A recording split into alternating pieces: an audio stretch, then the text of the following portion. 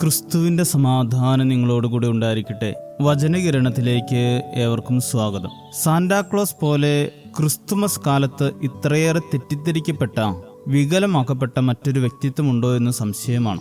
Christmas അപ്പൂപ്പന്റെ വേഷം കെട്ടി കോമാളിത്തരങ്ങൾ കാണിക്കുന്നവരും പുതുവർഷത്തിൽ പാപ്പാഞ്ഞിയെ കത്തിച്ചു കളയുന്നവരും ആരും സാന്റ ആരായിരുന്നുവെന്ന് അറിയാൻ ശ്രമിച്ചിട്ടുണ്ടാകില്ല.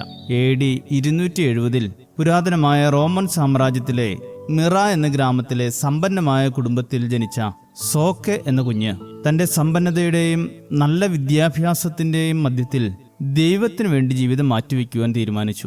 തന്റെ അമ്മാവനായ മിറായിലെ എപ്പിസ്കോപ്പായുടെ അടുക്കൽ ചെന്ന് അദ്ദേഹത്തിന്റെ ശിഷ്യത്വം സ്വീകരിച്ചു. അവിടെ അടുത്ത് അക്കാലത്ത് 3 പെൺകുട്ടികളുണ്ടായിരുന്ന ഒരു പിതാവ് തന്റെ മക്കളെ വിവാഹം കഴിപ്പിച്ച് അയക്കാൻ നിവൃത്തിയില്ലാതിരിക്കുന്നത് അറിഞ്ഞ് സോക്കെ തന്റെ പിതൃഭവനത്തിലെ സമ്പത്തിൽ നിന്നും കുറെ സ്വർണ്ണ നാണയങ്ങളെടുത്ത് ഈ പിതാവിന്റെ വീടിന്റെ വാതിലിന് മുമ്പിൽ രഹസ്യമായി കൊണ്ടുചെന്ന് വെച്ചു. നാണയങ്ങൾ കിട്ടിയ ആ പിതാവ് അതുപയോഗിച്ച് തന്റെ മൂത്ത മകളുടെ വിവാഹം നടത്തി. ഇതറിഞ്ഞ് സോക്കെ വീണ്ടും സ്വർണ്ണ നാണയങ്ങൾ അവിടെ കൊണ്ടുപോയി വെച്ചു. അദ്ദേഹം തന്റെ രണ്ടാമത്തെ മകളെയും വിവാഹം കഴിച്ചയച്ചു. മൂന്നാമത് സോക്കെ നാണയങ്ങൾ കൊണ്ടുപോയി വെക്കുന്ന സമയത്ത് ആ പിതാവ് ഇദ്ദേഹത്തെ കണ്ട് തിരിച്ചറിഞ്ഞു. പിന്നീട് മിറായിലെ എപ്പിസ്കോപ്പായുടെ മരണത്തിന് ശേഷം സോക്കയെ ഇവിടുത്തെ ബിഷപ്പായി സഭ ഉയർത്തി.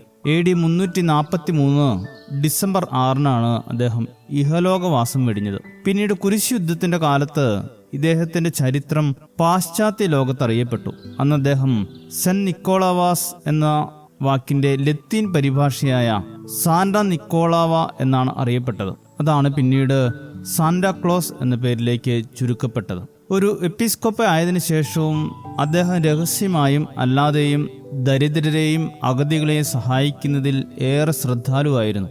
അദ്ദേഹത്തിന്റെ മരണത്തിന് ശേഷം അദ്ദേഹത്തിന്റെ ശിഷ്യന്മാർ അദ്ദേഹത്തെ പോലെ വേഷം ധരിച്ച് പാവങ്ങളെ സഹായിക്കുവാൻ രാത്രികളിൽ ഗ്രാമങ്ങളിലൂടെ സഞ്ചരിച്ചിരുന്നു.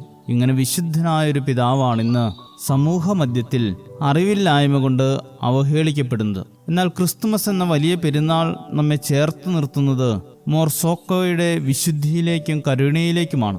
മറ്റുള്ളവരുടെ പ്രയാസങ്ങൾ കണ്ടെത്തി അവയ്ക്ക് പരിഹാരം കാണുക എന്ന വലിയ ദൗത്യം പേറുന്ന സാന്റാക്ലോസുകളായി നമുക്ക് മാറേണ്ടതുണ്ട്.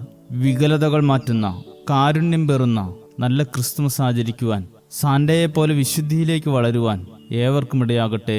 ശുഭദിനം നേരുന്നു.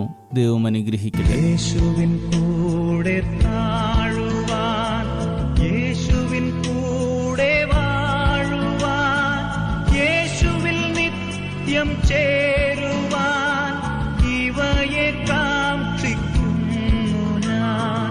ഉറപ്പിക്കെന്നെ എന്നാഥ, നിറയ്ക്ക എന്നെ ശുദ്ധാത്മാ, ക്രിസ്ത്യൻ മഹത്വത്താലെ ഞാൻ മുറ്റും നിറഞ്ഞു ശോഭിപ്പാൻ.